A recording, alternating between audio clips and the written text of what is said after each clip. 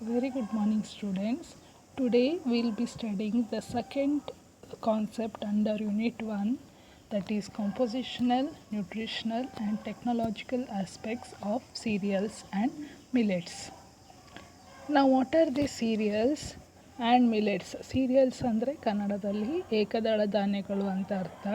Millets ಅಂತ ಹೇಳಿದರೆ ಸಿರಿಧಾನ್ಯಗಳು ಅಂತ ಅರ್ಥ.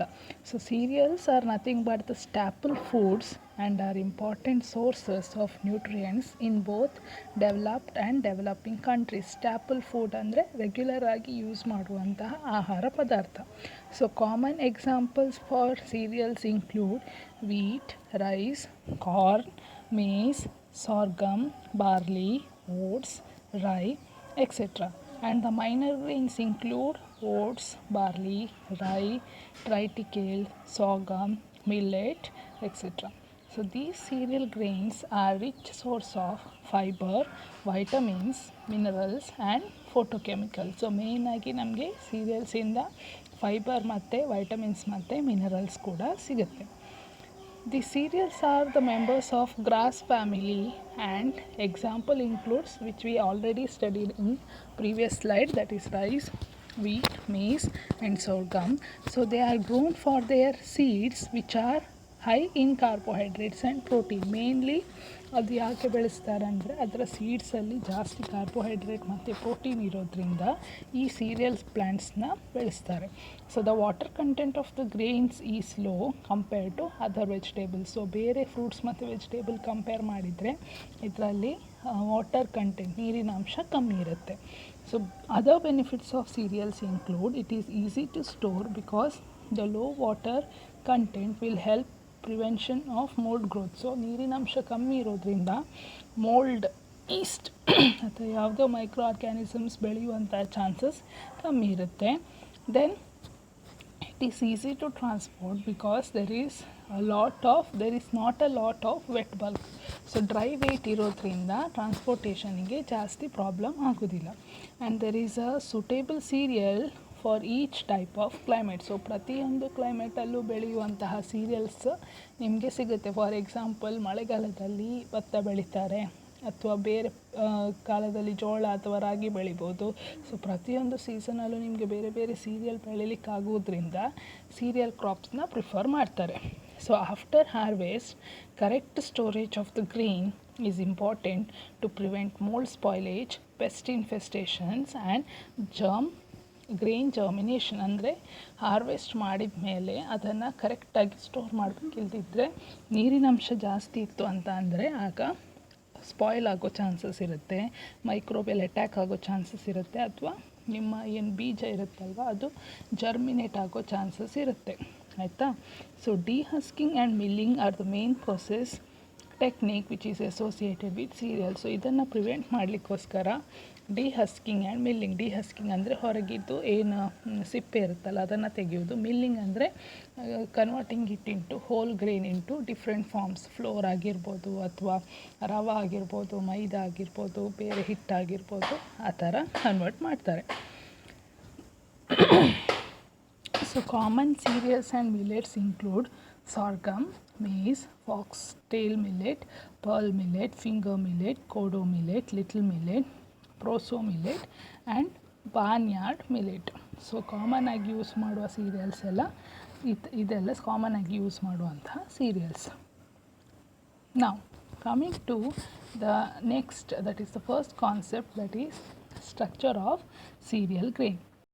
Now the cereal grain are the fruits of the grass family of plants, and the grain develops flowers or floret which are enclosed in a pair of bracts or leaves called lemma and palea. So ಇದೆಲ್ಲಿರುತ್ತೆ ಅಂತ ಹೇಳಿದರೆ ಇಲ್ಲಿ ಲೆಮ್ಮ ಮತ್ತು ಪೇಲಿಯಾ ಅಂತ ಇದೆಯಲ್ಲ, so ಅದರ ಒಳಗಡೆ ಇದು ಸೀರಿಯಲ್ ಗ್ರೇನ್ ಏನು ಡೆವಲಪ್ ಆಗುತ್ತೆ. So the ovary and the ovule within it after fertilisation by pollen develop into the grain. So in case of wheat, rye, common varieties of maize and some varieties of sorghum and barley, the lemma and the palea becomes free from the grain at threshing and form chaff. Thus wheat, oats, maize and sorghum are said to be naked grains called caryopsis. So wheat rye ಅಥವಾ maize ವೆರೈಟಿಯಲ್ಲಿ ಏನಾಗುತ್ತೆ ಅಂತ ಹೇಳಿದರೆ, ನಾವು harvest ಮಾಡಿ ಆದಮೇಲೆ ಅದನ್ನು threshing ಮಾಡ್ತಾರೆ. Threshing ಅಂದರೆ ಫ್ಲ್ಯಾಟ್ ಸರ್ಫೇಸಿಗೆ ಅದನ್ನು ಹೊಡೆಯುವಾಗ ಅದರ ಹೊರಗಿದ್ದ ಸಿಪ್ಪೆ ಏನಿದೆಯಲ್ಲ ಅದು ಸಪರೇಟ್ ಆಗುತ್ತೆ. ಸಿಪ್ಪೆಯನ್ನು ನಾವು ಶ್ಯಾಫ್ ಅಂತ ಕರಿತೇವೆ. ಆ ಸಿಪ್ಪೆ ಸಪರೇಟ್ ಆಗುತ್ತೆ. ಸೊ ಸಿಪ್ಪೆ ಇಲ್ಲದೆ ಇರುವಂತಹ ಇಂತಹ ಗ್ರೇನನ್ನು, ಅಂದರೆ ಗೋಧಿ ಆಗಿರ್ಬೋದು, ಓಟ್ ಆಗಿರ್ಬೋದು, ಜೋಳ ಆಗಿರ್ಬೋದು, ಸೊ ಇದರಲ್ಲಿ ಹೊರಗಡೆ ಸಿಪ್ಪೆ ಇರುವುದಿಲ್ಲ. ಸೊ ಇದನ್ನು ನಾವು ಕ್ಯಾರಿಯಾಪ್ಸಿಸ್ ಅಂತ ಕರಿತೇವೆ. So in the case of rice, oats and some varieties of barley and sorghum, the lemma and plia adhere to the grain and do not come away during threshing. So thus these grains are covered or coated caryopsis. So ರೈಸಲ್ಲಿ ನೀವು ನೋಡಿದರೆ ಈ ಲೆಮ್ಮ ಮತ್ತು ಪ್ಲಿಯ ಏನಿದೆಯಲ್ಲ, ಇದು threshing ಮಾಡಿದ ಮೇಲೂ ಅದನ್ನು ಯಾವುದಾದ್ರು ಫ್ಲ್ಯಾಟ್ ಸರ್ಫೇಸಿಗೆ ಬಡ್ದ ಮೇಲೂ ಕೂಡ ಅದರದ್ದೇನು ಸಿಪ್ಪೆ ಇರುತ್ತಲ್ಲ ಅದು ಸಪ್ರೇಟ್ ಆಗೋದಿಲ್ಲ. ಸೊ ಇಂತಹ ಸೀರಿಯಲ್ಸ್ನ ನಾವು ಕೋಟೆಡ್ ಕ್ಯಾರಿಯಾಪ್ಸಿಸ್ ಅಂತ ಕರಿತೇವೆ. ಅಂದರೆ ಹೊರಗಡೆದು ಸಿಪ್ಪೆ ಇಲ್ಲದೆ ಇರೋದಕ್ಕೆ will call it as naked grains are caryopsis. ಹೊರಗಡೆ ಸಿಪ್ಪೆ ಜೊತೆಗೆ ಸೀರಿಯಲ್ ಇದ್ದರೆ ಅದನ್ನು ಕ್ಯಾರಿಯಾಪ್ಸಿಸ್ ಅಂತ ಕರಿತೇವೆ. The bracts adhering to the grains constitutes the hull or husk. The threshed rice with husk is known as paddy. So ನಾವೇನು ಭತ್ತ ಅಂತ ಕರಿತೇವಲ್ಲ, ಸೊ ಅಕ್ಕಿ ಜೊತೆಗೆ ಹೊರಗಡೆದು ಸಿಪ್ಪೆ ಇದ್ದರೆ ಅದನ್ನು ಪ್ಯಾಡಿ ಅಂತ ಕರಿತೇವೆ, ಅಂದರೆ ಭತ್ತ ಅಂತ. ರೈಸ್ ಅಂದರೆ ಅಕ್ಕಿ, ಪ್ಯಾಡಿ ಅಂದರೆ ಭತ್ತ. Okay, so the cereal vary in their grain size and weight, and their size and the average grain weight for 1000 grains are used in grading the cereals.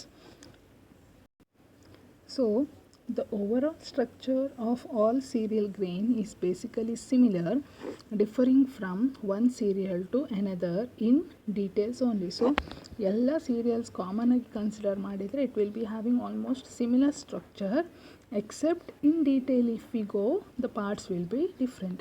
So grains of wheat, rye, maize and grain sorghum, that is naked caryopsis, consist of a pericarp and seed. The seed comprises the seed coat, you can see here. So in all the grains you can see the seed coat will be there, the outer covering will be there. So seed coat here also you can see the seed coat or the branch structure, what we will say.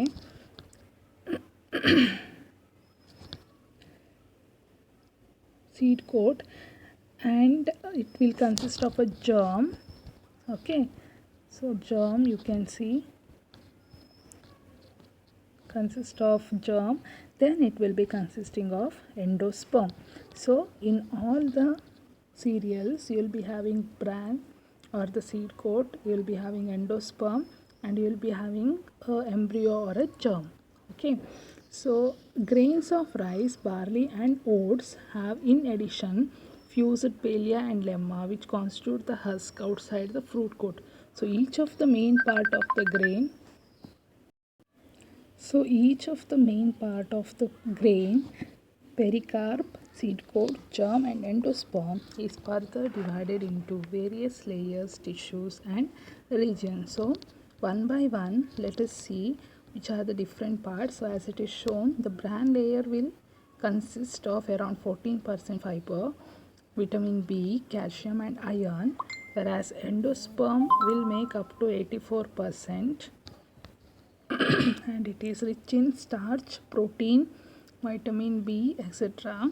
Then germ will constitute around 2%, which will be rich in protein, fat, vitamin B, E and iron. So one by one we will see the different parts. The first one is pericarp. So here you can see the pericarp part. It is made up of the outer layer of epidermis of the cereal, which consists of a thin walled long rectangular cells, and next to the epidermis you have a hypodermis of the varying thickness, and the innermost layer of the pericarp tears during the ripening of the seed, and in the mature grain They are represented by the layer of branching hypha cells known as the tube cells. So the pericarp of the wheat is very thin and papery, while that of sorghum pericarp consists of several tissues and is pigmented, and the outer surface is covered by a waxy cuticle. So next is seed coat, we call it as testa. It is a single or double layered with cellular structure almost which is obliterate. So the inner layer of the testa of wheat is often deeply pigmented, which gives the grain its characteristic color. So there will be a color which is present in the seed coat, because of which a few of the seeds will be colorful. For example, maize will be having different color, yellow, if it is pollen contains, it will be of a purple color, pink color, etc. So next to testa is a hyaline layer or a nucellar layer or nucellar tissue. It is colorless and devoid of any obvious cellular structure. And the next is the aileron cell layer. So it is the endosperm of a seed is surrounded by one or more layers of cells known as aileron.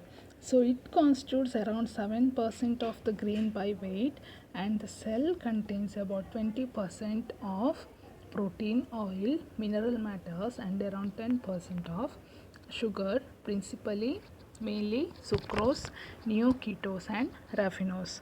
So this cell, that is aileron layer, is also rich in nicotinic acid, and it contains many protein aileron grains. So the aileron layer generally surrounds the starchy endosperm, this part only, and ceases where the latter aborts on the scutellum. So it will stop up to scutellum. Scutellum is the region where during germination the seeds will obtain the nutrients from the endosperm part. So in rice, however, the aileron layer extends from upper end of the embryo to its base, the aileron layer and all covering external to it comprises the branch. So in case of rice, the aileron layer will be extending from top to the down of the embryo. Okay, so that is about the aileron layer. Now coming to the endosperm part. So endosperm itself consists of cells of various size, shape, and different composition. So it mainly consists of starch and protein. So starch will be in the form of granules, which will be tightly packed and it will be embedded in the protein. And the size of the starch granule in the endosperm cell will be different from one cereal to another. So the granules in wheat, rye, barley, maize, and sorghum are simple, whereas in rice it is around 60 granules of different compounds are found together. Okay, now coming to the most important part of the seed, that is germ, or we will call it as embryo. So it will consist of many parts, and it is separated from endosperm by scutellum, okay, which has the function of mobilizing the stored food reserves in the endosperm and transmitting them to the embryo when the grain germinates. That is, as I said before, so whenever the seed is kept for germination, whichever stored starch and protein will be there, it will be transported to embryo part with the help of scutellum. So the germ and scutellum are rich in protein and fat, while most of the vitamin B in the grain are present in the scutellum. So embryo and endosperm are the richest part of the cereals, having most of the starch as well as proteins. So you can see one more structure of cereal grain is given. So it is having same part, that is bran, germ or the embryo, and endosperm. So you can refer any of the diagram and you can draw. Okay, so which one you will consider it as easy, you can draw the diagram, but it should have all the parts which is explained and which is mentioned here. So this structure of cereal is very important, so keep practicing it. And also see the parts, mainly pericarp, cross layer, tube cells, testa or the seed coat, everything has to be mentioned properly. Check properly before labeling the diagram. It is very important, so keep practicing. Okay. So the next topic is composition of cereal grains. The chemical constituents of cereals are carbohydrates, proteins, lipids, minerals and water, together with small quantities of vitamins, enzymes and other substances. So let's study one by one what are the different constituents or composition of cereal grains. Coming to carbohydrates, so carbohydrates are the major constituents which comprises around 80% of the cereals. Okay, and these carbohydrates are mainly of two types, that is crude fiber and soluble carbohydrates. So crude fibers are the one which are insoluble in dilute acids and alkali, whereas soluble carbohydrates are the one which are left after the crude fibers, proteins and all. So example for crude fiber include cellulose, hemicellulose, pentasones, etc. Whereas soluble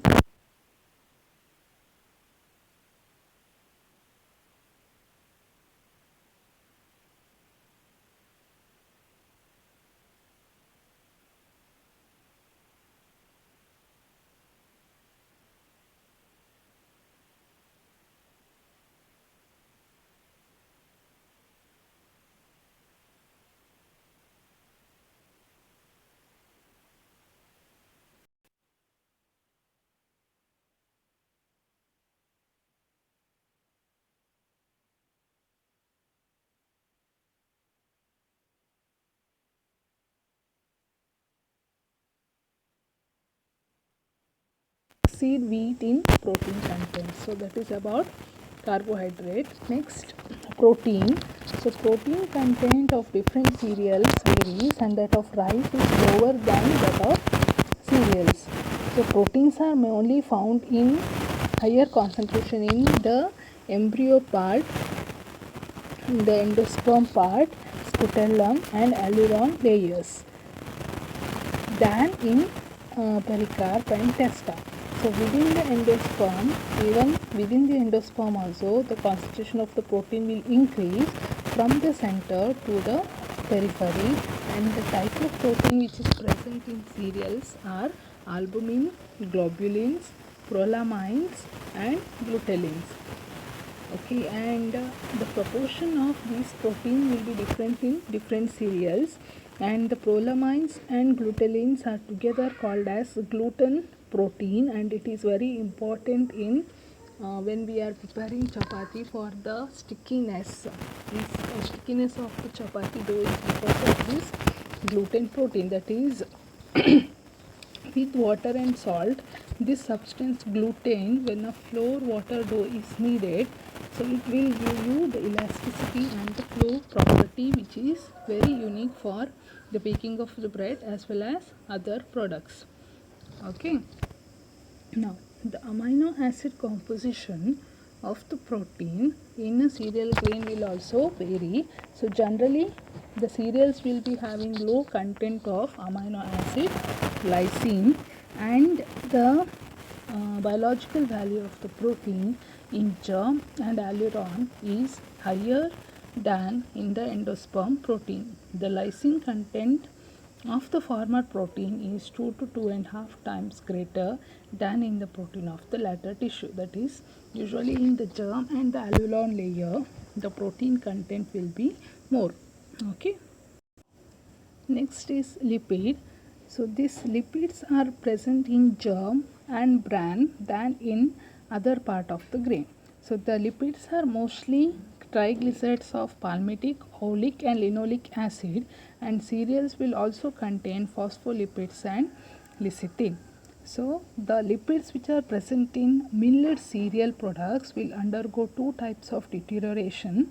that is hydrolysis due to the action of enzyme lipase present in the grain, and oxidation by the action of enzyme lipoxygenase or non-enzymatically in the presence of oxygen. So after milling, whatever the cereal products are there are chances of getting deteriorated because of either the hydrolysis by enzyme or by the oxidation by the of the enzyme. So these changes will give unpleasant flavor.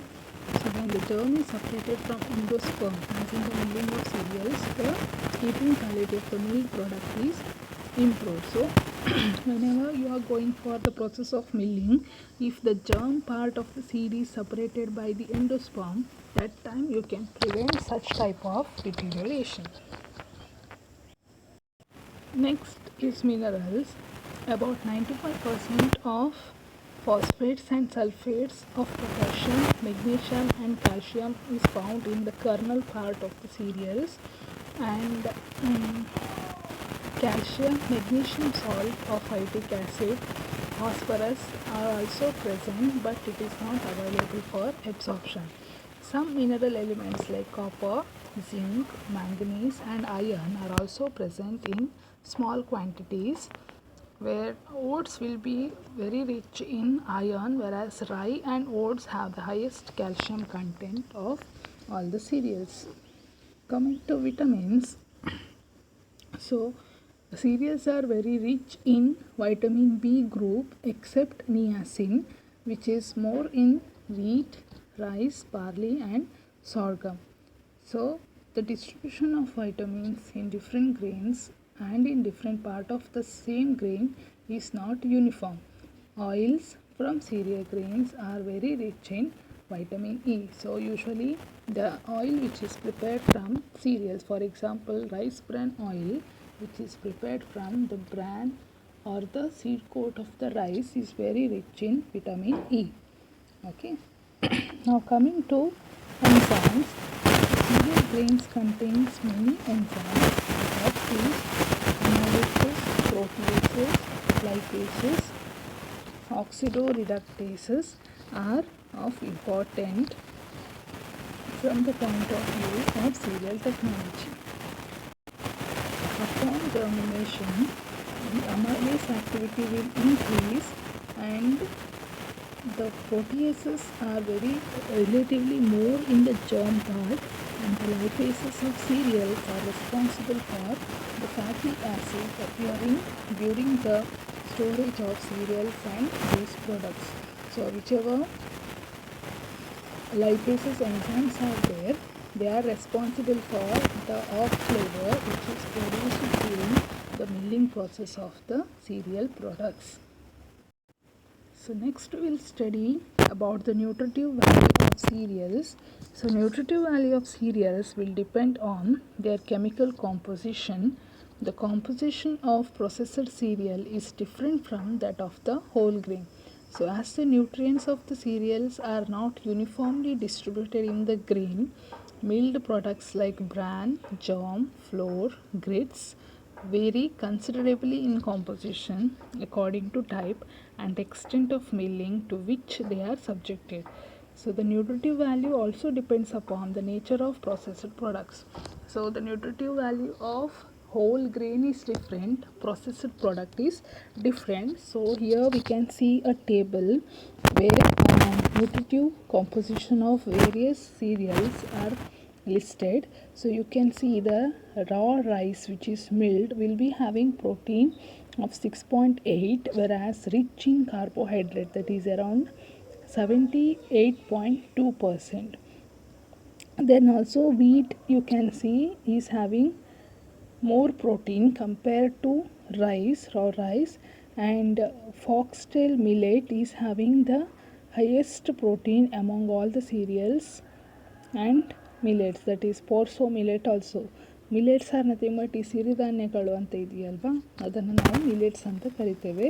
So if you observe, finger millet, nothing but ragi, is having highest amount of calcium, and among the iron is rich in the little millet and foxtail millet and pearl millet, and even Foxtail millet is also rich in the fiber content, whereas kodo millet is also rich in fiber content. So these millets are usually preferred for the diabetic patients since they are very rich in fiber and they are having less amount of carbohydrate compared to rice and wheat. Okay, so that is for today's class. So in today's class we have studied about the cereals and the millets, their composition, and composition in that they are made up of carbohydrates, mainly the soluble carbohydrates and crude fibers, and also it consists of sugars and dextrins. Then protein, it will be rich in the germ part of the seed. Then lipids, the lipids can be of oleic acid and linoleic acid. Minerals, mainly copper, zinc, magnesium, calcium and phosphorus. Vitamins, mainly vitamin B is present, and when the cereals are converted into oil, such oils will be rich in vitamin E. Then it is also rich in enzymes like lipases, amylases and proteases. Then also we have studied about structure of cereal grains. So all cereal grains will be having three main parts, that is bran, endosperm as well as embryo. So bran is the outermost layer, endosperm is the part which stores the nutrients, whereas embryo is the one which will germinate into the plant or which will grow into plant. And from endosperm the nutrients will be transferred into embryo through the part called as scutellum. Then we also studied through table different nutrient values of different cereals. That is for today's class. So thank you. If you have any doubt, do message me or ask me. Don't keep it till the end. Study well and go through all the classes regularly since you have attendance for all the class. Thank you.